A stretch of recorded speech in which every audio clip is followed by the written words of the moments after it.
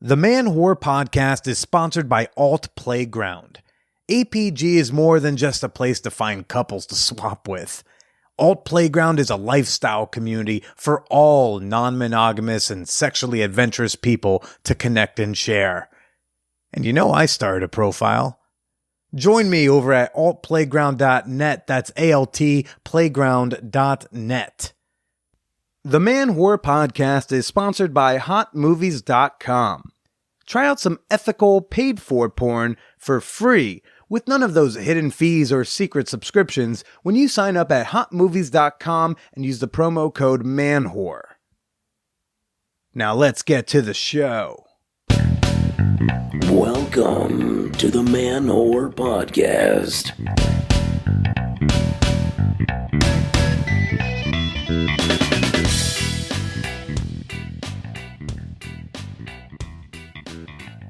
Shout out to all you fan whores, spam whores, and those who make money on all fours. This is Billy Presida, and you are listening to the Man Whore Podcast. Hey, hey, hi ho. Welcome to the show if you're new. Welcome back if you're not. This week on the podcast, I have got on author Lisa Selin Davis. She's got a book out right now called Tomboy, The Surprising History and Future of Girls Who Dare to Be Different. And yes, you might be thinking this, but this is the second Tomboy book here on the podcast this year. It's the year of the Tomboy, everybody.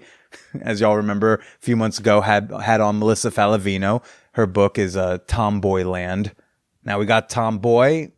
Looking forward to some more Tomboy content this year. I would love to. It's great. We had a fantastic conversation tackling gender as it slowly dissolves into the ether where it belongs back in the past. Come on now, gender's got no place in a modern society, but we're gonna talk plenty about that in a little bit. But first, want to share some fine messages I got from you people recently that I want to share. This first one comes from Tiff. Tiff writes, "Just finished listening to your episode on happy endings, and I love how you normalize all things sex and pleasure related. I'm a 27-year-old female and have gone for, yes, six happy endings at Asian massage parlors. I feel shame around it at times because, like you said, it's cheap, so you feel cheap. But oh my God. There's something so hot about letting a stranger see you nude and pleasure you without having to do anything in return. It's so underrated. I wish more females would seek it. It is weird seeing females used as a noun over and over again, but that's fine. Tiff, you exist. It's real. I feel like I get this question about like once or twice a year from women who are like, hey, I'm a lady. I got one of those pussy parts. And gosh, I would love to get a happy ending massage. Where do I go? How do I get one? How do women hire sex workers? Semi-regular question I get. I did do some follow-ups with Tiff. It appears that she, just like many a businessman, just went to an Asian massage parlor. No appointment, no picking stuff out. They happen to have a male masseuse there, so that's how she got. But I've heard of women who have gone to Asian massage parlors and they just, they get one of your generic old Asian ladies and they do the massage bar and they do the rub, and because those women, they don't care. They're like, whatever organ I got a massage, I will do it. I just want to get off this shift and go back to my reruns of ER. At least that's why I like to think that they're thinking. But Tiff, I'm glad you exist. Thank you for sharing that. Yes, women too get happy ending massages. If I might throw out a small tip for the post-vaccine world for you. You said it feels cheap because it is cheap, and I agree. And if you'd like to feel less cheap, maybe consider hiring like an independent, no mama-san involved sex worker. Maybe hire a male escort who says that he can specialize in massage. They exist. They're out there. You just gotta go look for them. And you might leave the session feeling a little better about yourself and not that icky feeling. It is weird when you leave an Asian massage parlor because you feel like part and part So glad you had fun. This next one comes from Sarah on my OnlyFans. Ooh. On the flans, Sarah writes, Billy, it was way too hard to find you on here. That being said, I have money and I want to see you perform with Ms. Giggles. Do you have any videos with her I can pay for? She is so hot. You're very cute too with your cock and your body hair. I know you from Keith and the Girl, and though you are exasperating, I can't stop thinking about you and your cute bod. Well, gosh, Sarah, I will take half compliments, whole compliments, 80% compliments. Because, look, when you do what Sarah did, which was she proceeded to slap me in the face repeatedly with her credit card, I'll take whatever you're giving to me. Bring it on. I'm into it. And after she unlocked a couple videos with me and the boo and threw me a little extra tip, and she even asked to show me her tits, which were wonderful. We closed out with thanks, Billy. My partner is super excited that I shared those tits with you, so I'm going to get extra laid tonight. Your OnlyFans is real nice, and I hope to hear you on Keith and the Girl again soon. So, you hear that, Keith? Chemda? Have me back ASAP. You're like my second biggest OnlyFans referrer behind BuzzFeed News. So, glad you had fun with those, Sarah. Hope we get to chat again on there soon. And this last one also from the OnlyFans, and this one was fun. This comes from a fella, we're going to call him NM, right?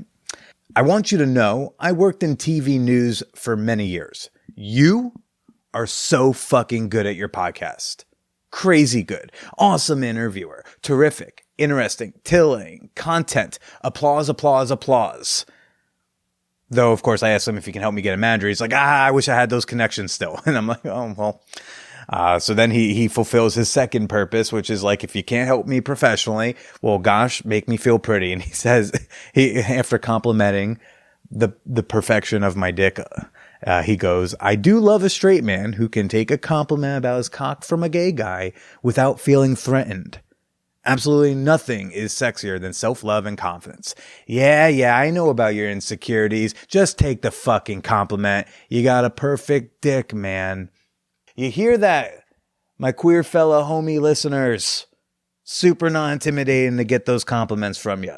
Hey, I'm straight, but my ego, very pansexual. I take the good vibes from wherever.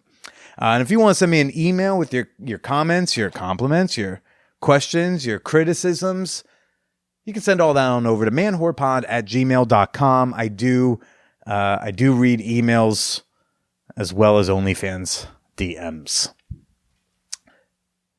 Did you know, folks, it is arbitrary Black sales period. Yeah, whether you call it Cyber Monday, Black Friday, fucking Black November, I don't even know anymore. But hey, if everyone's running sales, I'm running sales too. This is your last chance, folks, to get 15% off an annual Fan Whore membership on Patreon. That 15% comes out to like almost 2 months off. So this is quite the deal right now. Limited time only. You can support the podcast for a full year and get all sorts of fun goodies, starting as low as like $20. I think I did the math, and the lowest is like $20.40. So this is a deal, people. If you want to support the show with your doll hairs, and you don't want to have to worry about that monthly billing cycle, pop on over to patreon.com/manwhorepodcast. Get yourself an annual membership by November 30th, and you'll get 15% off. And you too can get a Fan Whore appreciation moment of your own, just like we're going to do right now. We'll start off with Brian F. Thank you, buddy, for being a member. I can't find you anywhere on the internet, so all I know is your one picture on Patreon, and it seems like we are both members of the No Shirts Selfie Club. Rock on, dude. Thanks for being a member. And a big old shout out to Hey Queen, what's up?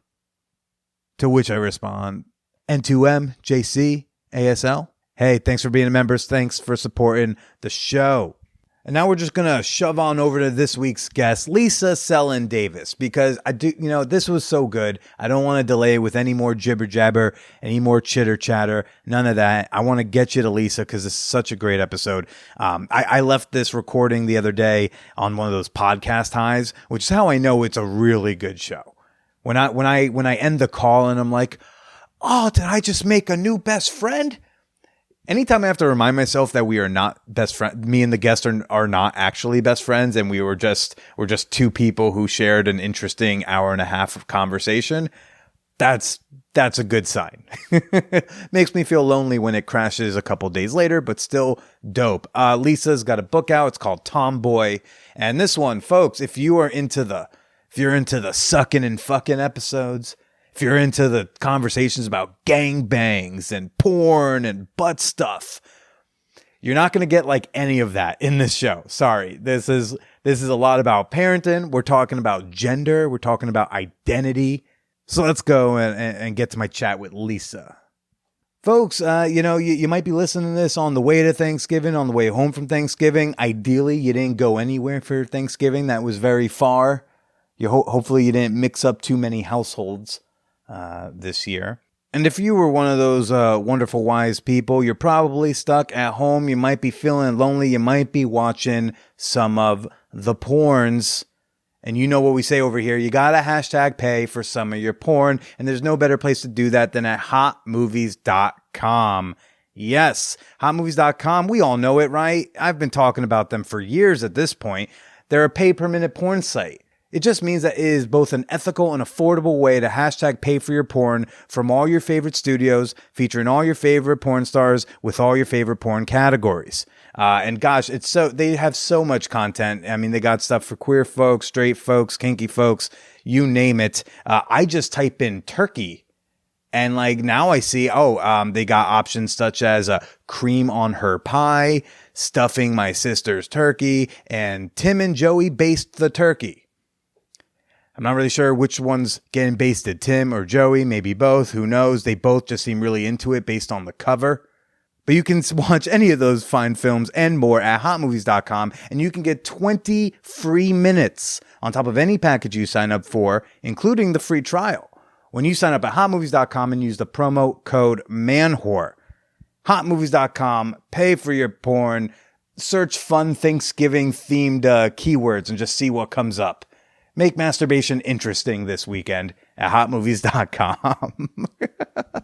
That's got to be the new tagline. Make masturbation interesting. Folks, I know we're all horny and I know we are all super excited to make new connections. We're all ready to have some non-monogamous adventures with our significant other or others. And I know that it's tough that I'm telling you, hold off just a little longer on those orgies. Hold off a little longer on the sex clubs. Hold off a little longer on fucking weekly threesomes with new people. But I gotta tell you, now is such a great time to mix the sluttiness of lifestyle with like the antiquated idea of getting to know someone, right? And you can do that. You can meet new like-minded people at altplayground.net. Yeah. So many people, so many non-monogamous people across the country and Canada are meeting up on altplayground.net and connecting with other lifestyle people. Whether you're polyamorous, swingers, hot wifers, maybe you're solo poly, whatever you're into there. Maybe you're a single unicorn. Okay, there's all sorts of different types of people connecting on that site, and they're making it really easy to connect with people virtually. For example, like they've got this new arrivals module. They're really into the modules, folks. I don't understand why they keep putting in the ad copy the word module, but they put it there, so I'm going to say it. But I can tell you honestly that the new arrivals module is on fire with so many hotties. So many hotties. And very possibly hotties in your neck of the woods. New members are joining from across the country, resulting in so many new connections between lifestylers. So you should go check that out over at altplayground.net. It's the place to go for your next non-monogamous adventure, whenever that may be. altplayground.net. Now let's get to the show. So I was home alone and I wanted to watch soap operas, but I wasn't allowed. So I could only do it if my brother didn't come home and didn't catch me. And my father would say, I would just beg and beg to be able to watch General Hospital. And he'd say, I don't want you to learn the message that love justifies everything. And that's what those shows do. There was a lot of heavy critique of popular culture. That's incredible. You can't get a lot of parents to even say that today. That's awesome. Yeah, I feel like my kids are watching Gilmore Girls right now, mostly without me. I gobbled that up in the 90s, and when I peek in, it is very romance heavy, and I think like, oh shit, they're really picking up that this is what matters. And wouldn't it be nice for them to see depictions of young girls and women who didn't give that much of a shit about whether or not they had a boyfriend? And how about that as a model or a girlfriend? I wonder if it's if it's similar to the porn discussion where it's like, it's not that this type of porn is bad, it's not that this messaging is bad, but it's bad absent other examples and a diversity of examples. Yeah. Like if Gilmore Girls is your only example of what romance and love is, possibly a problem. But if you have that and you're seeing your kids are watching a half dozen other shows that show romance and a-romance and a variety of ways relationships can look, then I feel like that's a little bit more well-rounded, right? Yeah. But also having it be so much of a focus of their lives when it doesn't have to be. On the other hand, I have been thinking a lot about the invention of childhood in America, right? It's a pretty new concept. I mean, for one thing, children either worked or, they grew up. If they didn't have to work, it was because they grew up in a family of some kind of means where they were being groomed to inhabit some other kind of role. And so we've only really we've all seen Newsies, right? We've only had childhood as long as we've had public school, which is 170 years or something. It's very new. Am I doing that math right? Yeah. Sometime in the mid 19th century, we start having public school. And then instead of going to work, kids start having childhood. And then instead of inhabiting adult responsibility in their teenage years, everything gets pushed off more and more. So first we get childhood, then we get teenagers. These are all recent ideas that come from pushing off adult responsibilities longer and longer. But the truth is, not that long ago, as a teenager, you'd be finding your person and hooking up and cricking at your babies because your body was ready for that then. And so on the one hand, I'm arguing, we shouldn't be just thinking about romance when they're so young. But honestly, that's a new idea anyway. That's a new idea that there should be this protective time before they partner up and procreate and work and become adults. I mean, even the concept of like romantic love is like fairly new in the course of human history, right? It's like, to pair up because you love. I mean, that's maybe a few hundred years old tops. Well, that's very interesting. A few years ago, I did an article about where the idea of the soulmate came from. And I think the research showed that it's like a 1970s idea. And of course, marrying for love is older than that. But the idea that there is this one person who is supposed to be your everything is a very, very new concept. And I think I'm working these ideas out very slowly for a project I'm working on now that's about kind of the history of working women. But I really think it comes down to urban planning.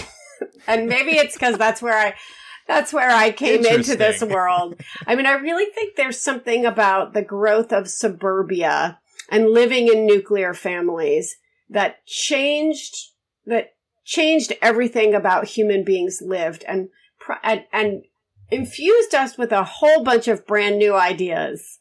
And I just don't think we'd lived that way before. And I think when it comes down to it, it's not that good a way to live. So if you're relying on your partner because you're living, we're in the city, but let's say we were living out in a big house with a big yard, and we just didn't have this kind of interdependence that some of us have when we live differently.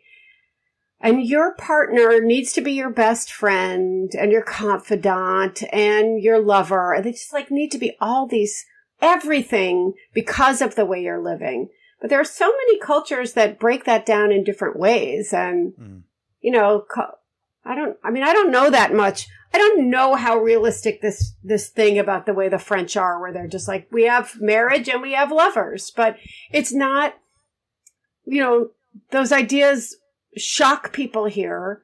But I I think, a lot of the way we live is just not that human here, and just imposing these really unreasonable expectations onto human beings and then fighting all the time because we can't meet them.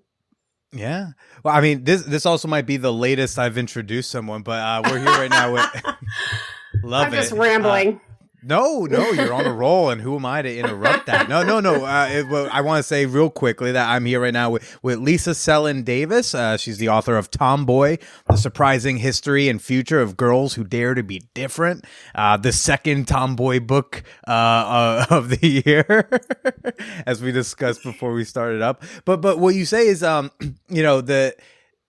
non-monogamy has also been around for a long time. I think a lot of people, especially in polyamory, will say like, yeah, I don't want to be your everything. That's a lot of pressure, or that's a lot to ask of you.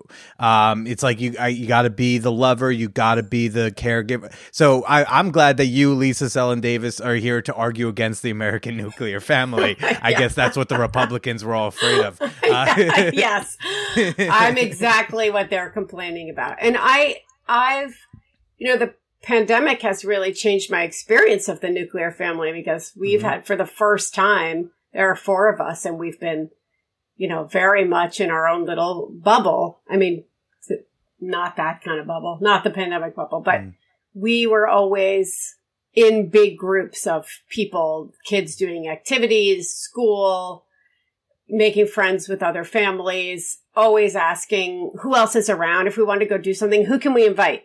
Not really knowing how to be alone. And then, for 4 or 5 months, we had to actually learn how to be alone in the family, and to make our family a refuge, which I really enjoyed.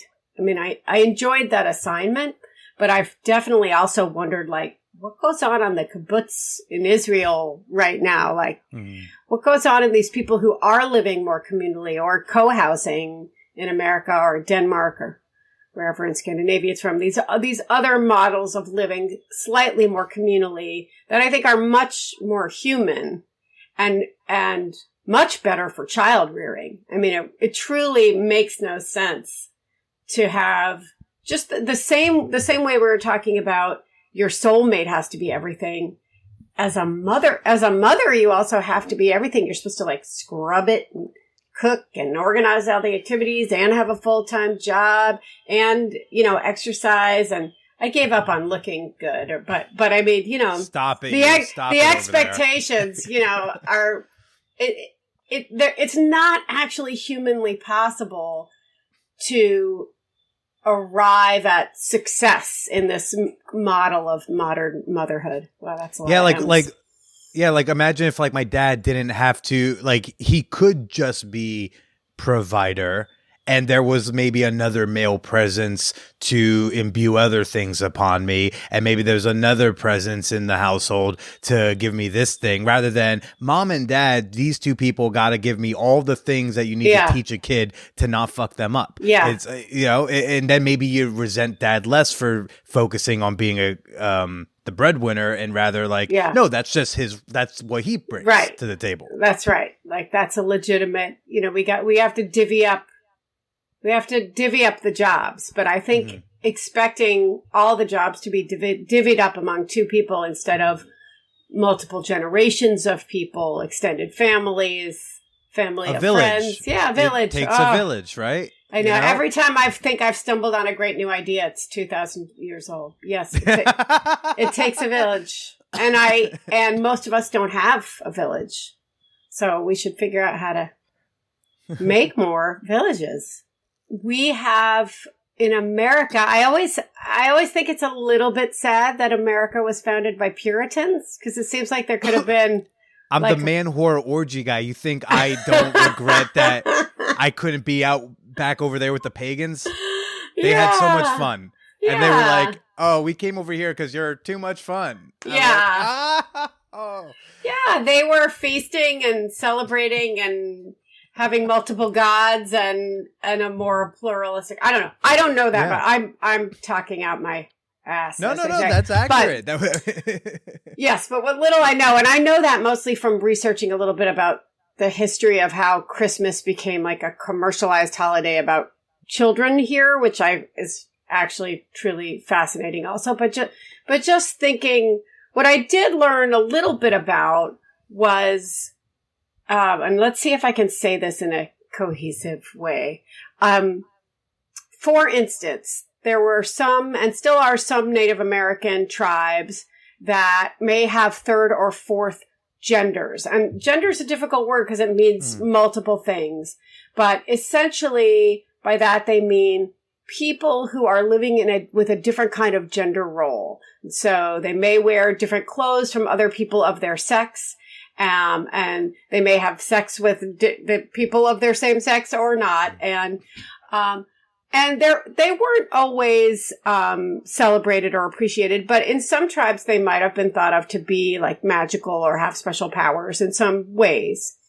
And but then of course, the Europeans came along and just rooted that out because that's not how we do it. Not only do we only have men and women, but men and women behave in very specific ways from the way they dress to who they have sex with. Meanwhile, there are some cultures that might have third or fourth genders, and those genders might be tolerated, if not celebrated, understood, acknowledged, but those also might be cultures where homosexuality is either illegal or deeply frowned upon. And so if some of these people that over there are thought of as third or fourth genders, we might see them as gay people. They might be boys that when they start growing up, they're very, very feminine. And then they're sort of slotted into this other gender, where it's kind of okay, but here we might recognize that as a future gay boy, possibly. Mm-hmm. Yeah. So there's a lot of insistence that sex, gender, and sexuality have nothing to do with each other now, and they're three distinct and separate things, which is a very new idea and an interesting idea. But for most of us, those things are separate, but in a very deeply entangled relationship with each other. Absolutely. I remember reading Not Gay, Sex Between Straight White Men. Fascinating read, by the way. One of my favorite recommendations. And I remember learning there was sexual orientation, it didn't even really have to do with who you fucked at the time. It was were you a fey man or were you a manly man? And it didn't really matter what. It wasn't about who you did. It was kind of about how you were. So it was about your gender and not the actual act of sex, right? It was about how feminine or masculine you presented. And of course, these are our ideas of what's feminine and masculine, and what's feminine is mostly associated with women and what's masculine is mostly associated with men. But having looked a little bit at how those words got attached to childhood, and then how we kind of tell kids how they're supposed to behave and then tell them that their behavior is rooted in biology, I think I wish we could come up with new words, or not lean so heavily on the words masculine and feminine, and stop tying them to male and female so much. Right, because when you say masculine, you don't what do you mean? You probably mean strength, authority, decisive, stuff like that. But why does it have to be masculine? Can it just be some? I don't know. It just seems odd that's still tied to that. I've been skeptical of this whole gender thing since I was a little kid, because they would say boys don't do this, and I'd be like, you taught me in the Constitution thing everyone's created equal, so none of the shit you're saying makes sense to me anymore. Don't teach me we're all equal if you then want to separate us, because it would always be boys do this, and I'd be like, why? And he'd be like, just because I said so. And then I'll be like, see, because you parents out there, y'all need the because I said so argument. It holds so little weight. Yeah. And you lose such authority with me as a 7-year-old. Yeah. Where'd you grow up? I grew up in North Jersey, Italian, third generation Italian dad. Guy, when I was 18, I didn't know, I had a car, and I came outside and there's a flat tire. I go to my dad's there's a flat tire. Can you help me fix it? He's like, go get the manual.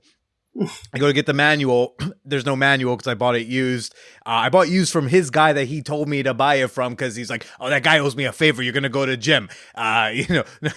So I do. And then he just starts yelling at me like, what kind of man doesn't know how to change a tire? You don't know how to change a tire? What kind of fucking man doesn't know how to change a tire? You fucking moron. And I go like, I thought like fathers taught their sons how to change tires. So like what kind of dad doesn't teach their son how to, and it'd be like, but I'm not born just because I've got a dick and identify as a guy doesn't mean I know how to change a tire when I come out of that, come out of mom.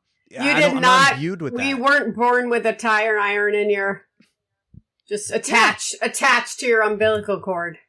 Yeah, and I didn't like come out learning how to effectively arm wrestle either. It's just like these are things I can learn if you want me to, but stop looking at me as a gender and thinking, well, I'm automatically X, Y, and Z. What inspired you to write the book, to write Tomboy? Well, I was first inspired by my own kid who, starting at age like 3, 4, when kids are really starting to segregate by sex and to be interested with playing with their own kind, and they often really try to like look the part. They get very, very interested in performing the stereotypes associated with their sex, which is all part of their gender development. And my older kid just wasn't really doing that and was just really in the middle and playing with both boys and girls and would play princess, but wanted to be the dog, etc. I wrote a little bit about that because that's what I do with things that are of interest to me. And then I didn't know anything about how gender developed in kids. And but she wanted short hair and she wanted sweatpants. And we facilitated these things even as we wondered about them and wondered what they meant and worried a little bit. And what's the worry? When I think the idea that you want your kid to be both exceptional and to fit in, and you're just like, everyone's doing one thing, why aren't you doing it? And what does it mean, right? Mm-hmm. How is this difference going to manifest later on? And I know a lot more now, so I know that if your kid is rejecting gender norms by age 4, that all it means is you are so lucky and you break out the champagne. It doesn't,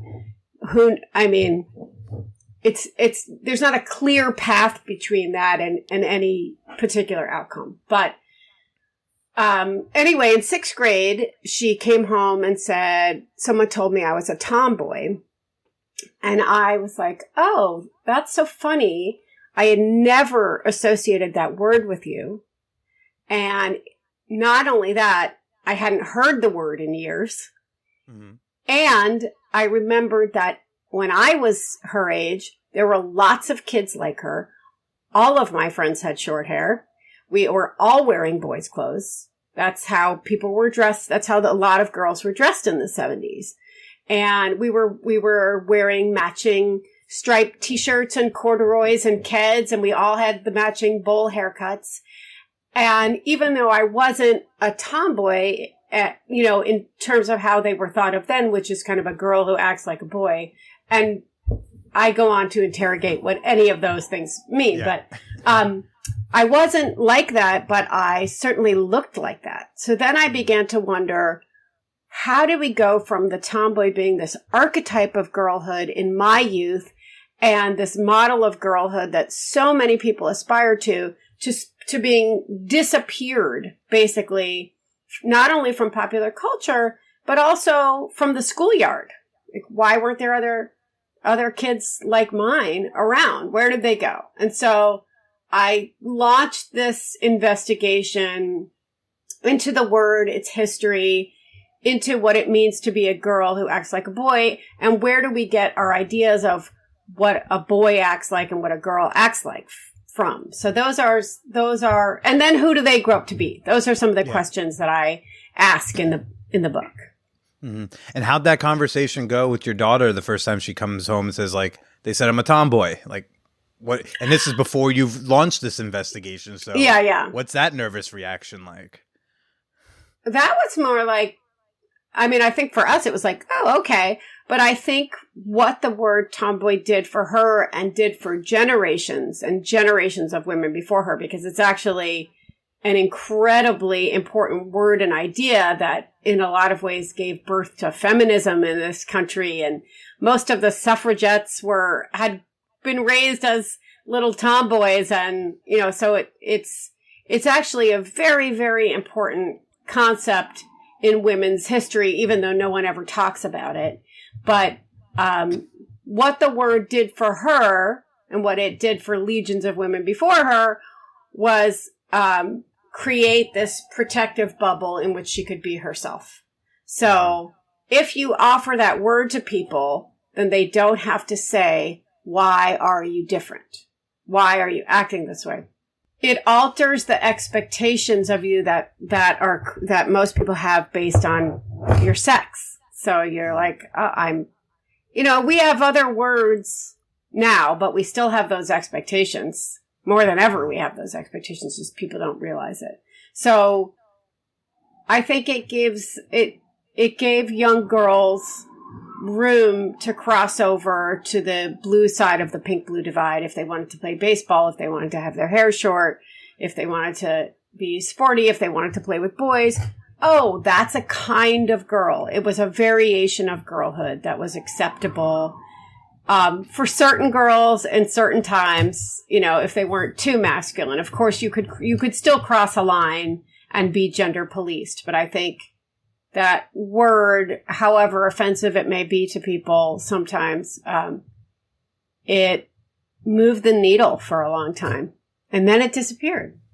That makes me feel sad, though, for, say, like, the goth chick who is certainly not like a tomboy, but is definitely not one of the preppy girls, or, is like not like a girly girl. And, certain identities like that kind of get lost in that shuffle if it can't really fit under tomboy.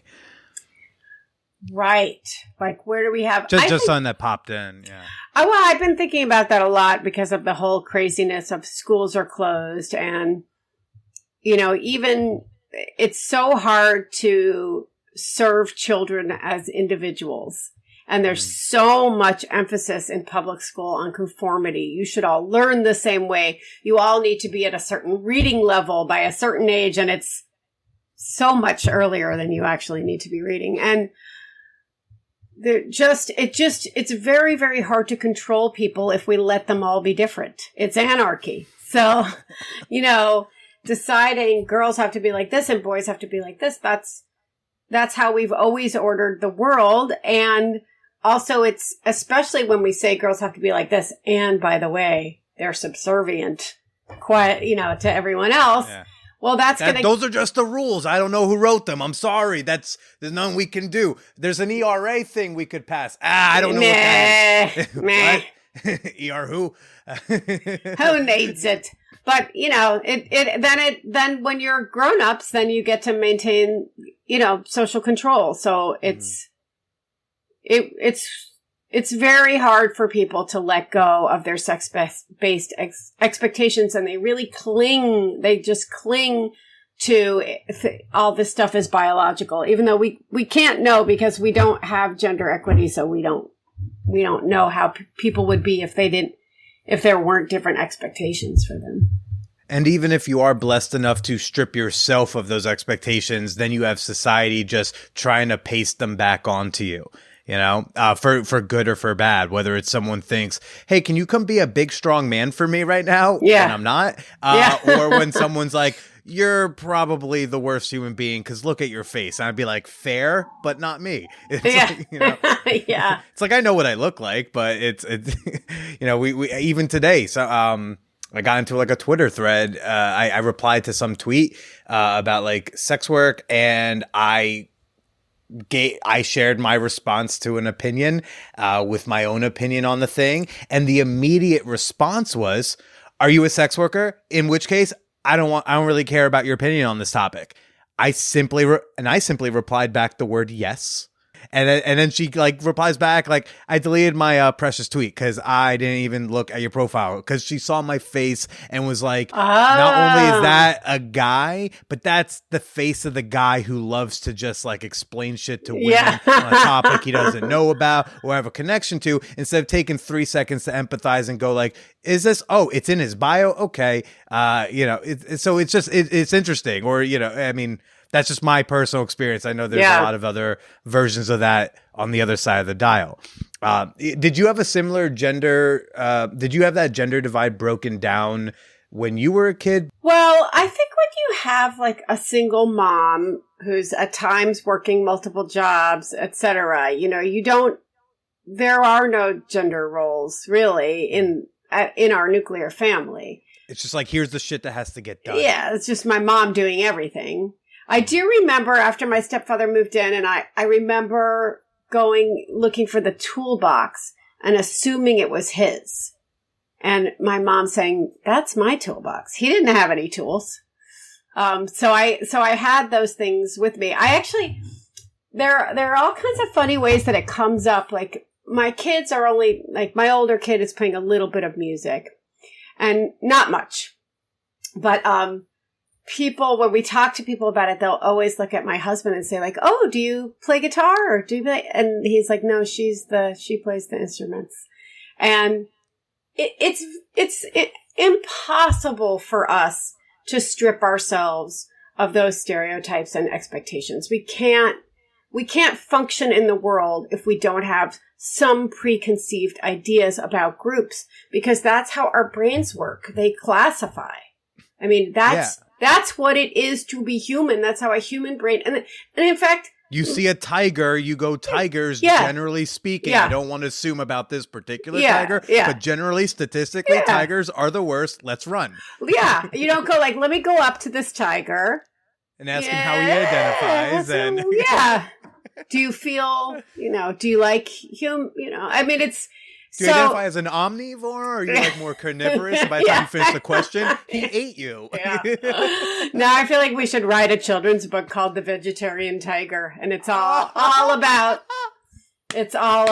making assumptions. But I think if we start with that, I mean, I just Saturday, my kid was at a track meet, and the boys and girls run together. They generally get segregated by sex, and they're 11, and there's not very much difference in the times. There's more overlap than I think a girl was the fastest on Saturday of all the boys and girls, but more boys came in before more girls. Not that different though, because they're prepubescent and their bodies are they're not that different. They're all equally worthless. Yeah.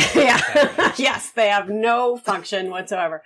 But anyway, they gave out medals to the first 15 kids. And my daughter noticed that the girl who came in behind her got a medal and she didn't. And was like, why didn't I get a medal? So she asked the people in charge, and they said, "Oh no, because those were the girls' times." And she was like, "Oh no, I'm a girl, so I get a medal." So in the boys' time, she had come in 16th, so she was just outside it. But in the girls, she came in 7th. And they were just like, "Oh, sorry." They didn't do the thing that sometimes when people find out she's female, they go like, "Oh," they get so uncomfortable. "Oh my God. Oh, I'm so sorry." They get so worried. I guess they feel like they don't understand. Is this a trans kid? Is this a non-binary kid? Is this a kid who identifies in some way that I'm unfamiliar with? About me now? Yes. Am I in trouble? Am I canceled? And she's just like, "I don't care about any of that. Just give me the medal because I came in 7th. And it really didn't bother her. She knows there aren't a lot of girls who look like her, and why would they know? And I've been, in the beginning of this, I was always saying, "Oh, there weren't any girls on the playgrounds and in the schoolyard who looked like her." The truth is, I wouldn't know, because she looked like a boy to everyone who walked by. So no one knew that she was a girl. There could be lots of girls around looking like that who I don't realize that they're female, because you cannot tell with little kids. So those assumptions are there to protect us and help us navigate the world. But as we grow up, we have to try to move outside of them. And also, if we make a mistake, just like, "Oh yeah, whoops, sorry." That's it. Yeah, I mean, as the briefest side note, it's like you mess up a pronoun or this or that. It's like just be like, oh, my bad. If the person's freaking out on you for it, that's their issue. That's more about them. I love at some point I learned the term gender chill, and I just wrote this little Instagram post about that for my kid not everybody needs to identify, but I have applied that word because I think it's wonderful if part of not conforming to gender norms includes also just not giving a shit about who you think I am and what you call me, and not feeling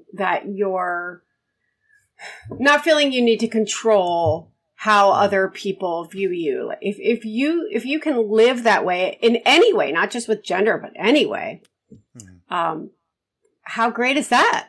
And I think that really having an understanding of what it means to be human and having realistic expectations of other humans while still also asking them to be kind and generous and willing to learn is a good way to be if you can hack it. Yeah.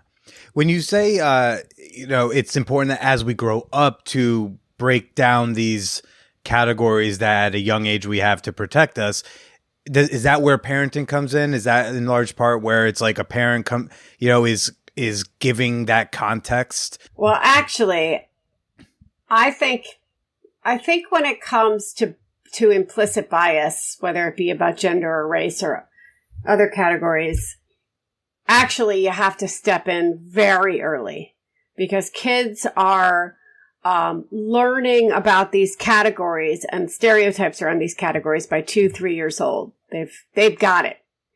So it's actually very, very important to try to push back against the culture that way from a young age. But we also know that, like, we categorize things. That's how we learn. And so what I'm talking about is more, I think even somebody was talking to me yesterday about their health and said something about the doctor. And I don't think they used a pronoun with the doctor. And then I had gone in my head making assumptions, and then they said she. And I had to be like, oh, I just heard doctor and my mind went to man. Yeah. And, now there are loads of medicine and women in medicine, but that's recent. That's very recent, And I had to I had to forgive myself for that. And but I am pretty old now. That is an assumption that I could really try to peel back now. Really, the word doctor should be a gender neutral term at this point. So, but when you say like it's good to start pushing back against that at a young age, so that's what the types of toys, the types of media, the types of games, the types of books, is that, how we do that? All of that and yes, everything you're saying, and with race and with gender, and really showing kids that there are a lot of different ways to be, and really working hard to try to keep them from policing each other and saying, no, that's not a boy's toy. That's not a boy's color. This is only for girls. This is how girls are.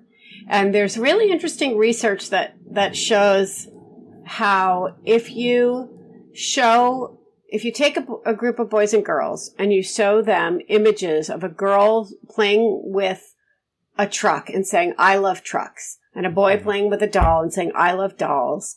And then you follow up and say, is a truck a boy's toy or a girl's toy? And then they say, oh, it's a girl's toy. And they'll think that a doll is a boy's toy. And so it shows how not only how entrenched those messages are, but actually that it's kind of not that hard to peel them back. And those same researchers also found that if a kid liked a toy and didn't know its gender marker, Like if they just picked up a silver balloon and were like, oh, I love this silver balloon. If the kid was a girl, she would think a silver balloon was a girl's toy because she's a girl and she likes it. So it surprised me after I learned a little bit about how kids learn about gender, how few educational or medical professionals in our life knew anything about it.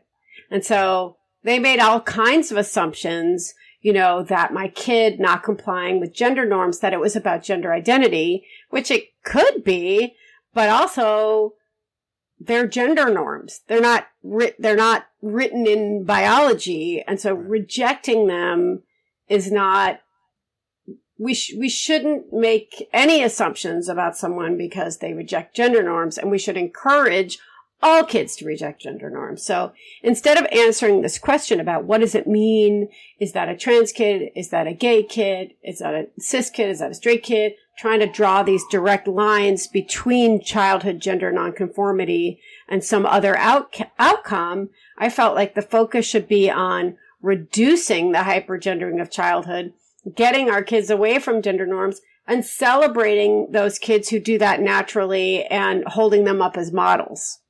It's like, it's not this type of kid or that kid. That's just my kid. That's how this human is. I mean, it's interesting. It's interesting that, you know, maybe 90% of kids or more will conform and some won't. And why don't they conform? And what are the implications of that? Those are all questions worth asking. But I feel like the research kind of assumed that there was something pathological about the resisting of gender norms, or that it's a potential problem in some way, instead of resisting gender norms is what we all want. Like, what's what we should want for our kids.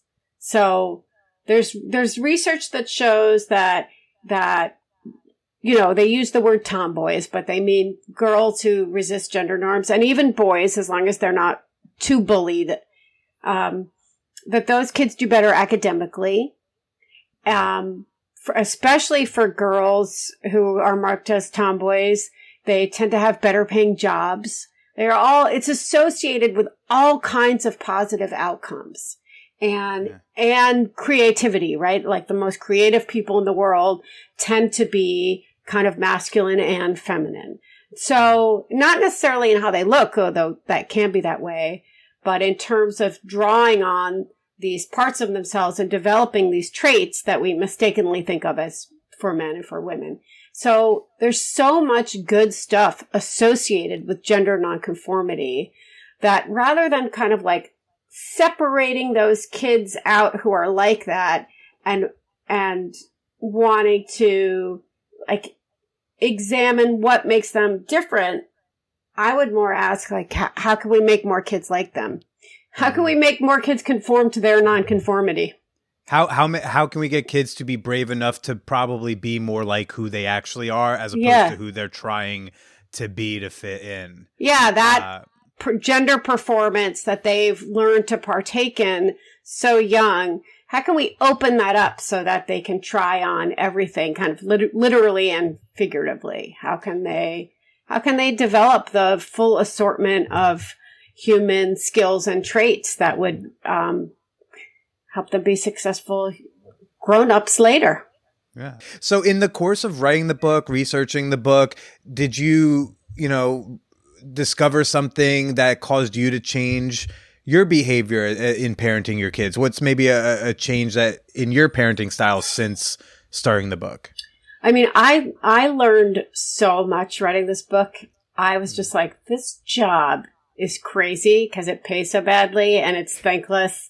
And it's such a crazy job, but like getting paid to learn a whole bunch of stuff is so amazing. And I, like most people, I thought I knew a whole bunch about gender. And that's one of the hard things about writing this subject is most people are like, yeah, I already know. Thank you.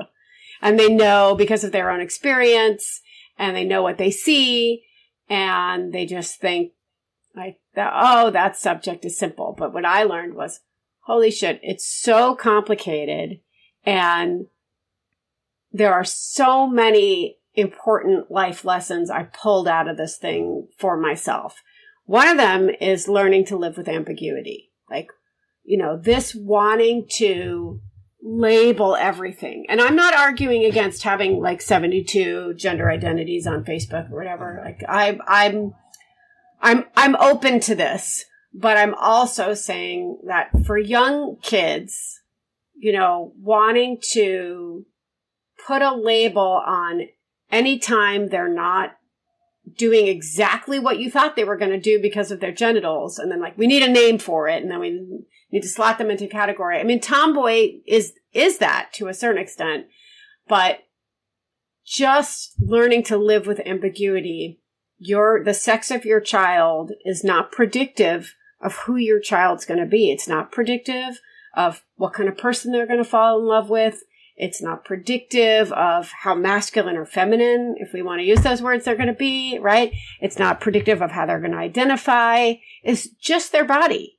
And like, when the baby comes out, and that's the first piece of information you get, or you got that information before the baby came out, trying not to make decisions based on that really requires you to operate differently as a parent. I mean, it means if you're really going to not make sex the basis of your parenting, it means that you're going to buy every possible kind of item for your child. So you get a son and you're getting him a pink tutu and you're signing him up for ballet and football, right? Like it's very, very hard for people, especially parents of boys, but like just living in this ambiguous space where you don't know and providing your kids with as many options as possible. It can be a powerful thing to just not know and be okay with that. That's one of the things I learned. Is there an ambiguity in particular that you learned to live with? About gender? With your kids, like, was there something that was ambiguous that when you realized, like, oh, we should like be more comfortable in this ambiguity and not necessarily knowing right now and right this second, did you notice that there was something with one of your children that you were like, I gotta learn to just not try to figure that out? I mean, I don't know how my children will identify. I feel like I kind of know, but,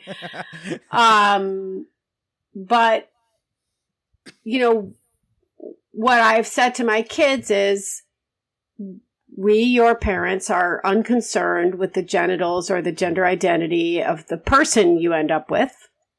And, your pronouns, all of that is whatever happens, like it's all good. It's good. Yeah. So in some ways, just get me the flag. I'll put it up. Whichever flag it is. I don't know. Right. I don't even know, but I'll put it up. Make it a pretty flag.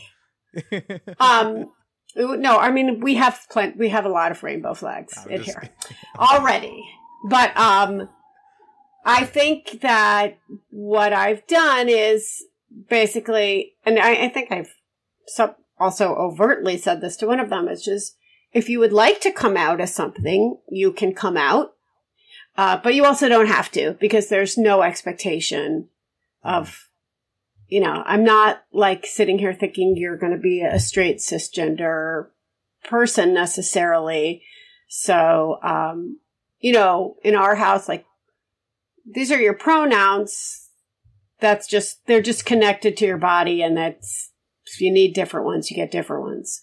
Mm-hmm. And so we're trying not to let the bodies or the pronouns set expectations about who you are. So I don't want to deny my kids the opportunity to come out, but I also don't want them to feel they have to, as anything.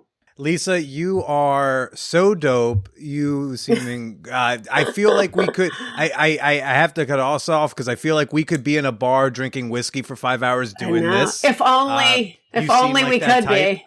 Yes. One day I will. Day I'll buy a round. Lisa, where can people find you? Where can they get your book? I would love it if they got this Tomboy book at their local bookstore. Please do. It's a heady topic, but it's written in an entertaining way, I hope. And I'm on all the socials at Lisa Selin Davis, Instagram, Twitter, whatnot. Fantastic. Everyone, go check that out. Get the book. Someone buy me the book for Christmas. How's that? Because I would like to read this one now. I'll send you one. Oh, thank you. You're sweet. Lisa, you're awesome. I had a blast. Why don't you go ahead and say goodbye to everybody? Goodbye, everybody. And Billy.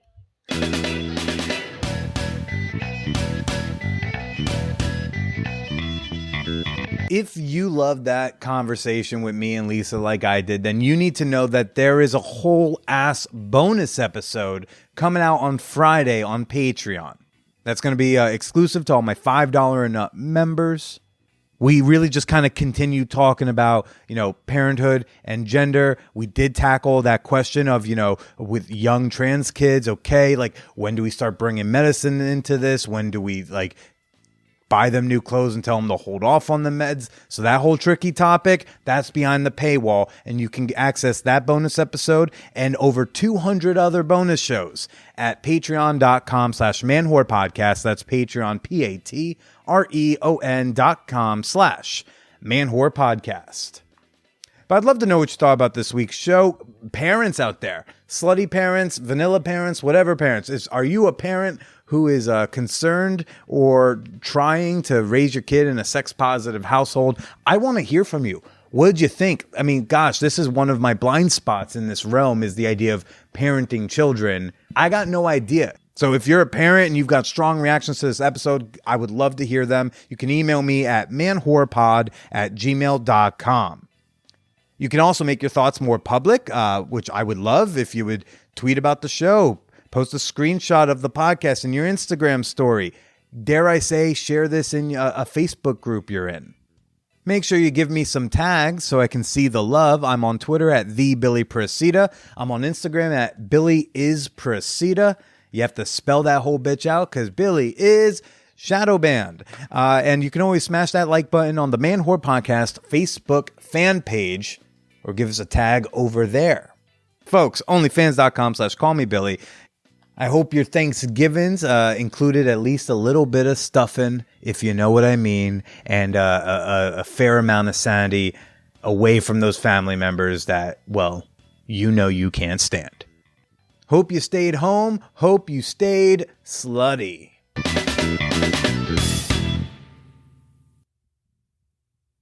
It's the vibrator that has no equal.